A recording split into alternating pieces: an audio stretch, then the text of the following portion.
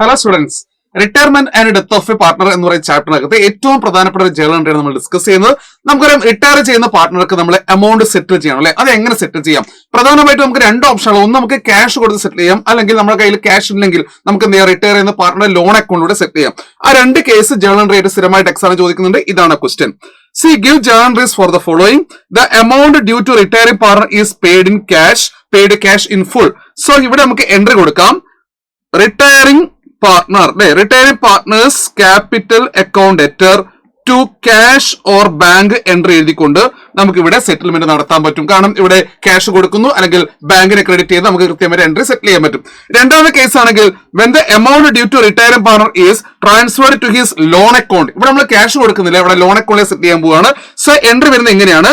So retiring partners capital account debtor to retiring partners loan account എന്നുള്ള entry pass ചെയ്തുകൊണ്ടായിരിക്കും നമ്മൾ settle ചെയ്യേണ്ടത്. അപ്പം എക്സാമിനേഷൻ വളരെ പ്രധാനപ്പെട്ട ഒരു ക്വസ്റ്റ്യൻ തന്നെയാണ്. ഇനി റിട്ടയറിംഗ് പാർട്ട്ണറുടെ പേര് തരികയാണെങ്കിൽ തീർച്ചയായും നിങ്ങൾ ജേണൽ എൻട്രിക്കകത്ത് റിട്ടയർ ചെയ്യുന്ന പാർട്ട്ണറുടെ പേരാണ് കൊടുക്കേണ്ടത്. സോ അടിപൊളിയായി പഠിക്കുക. ഇനിയും എൻട്രീസുമായിട്ട് സാർ വരും.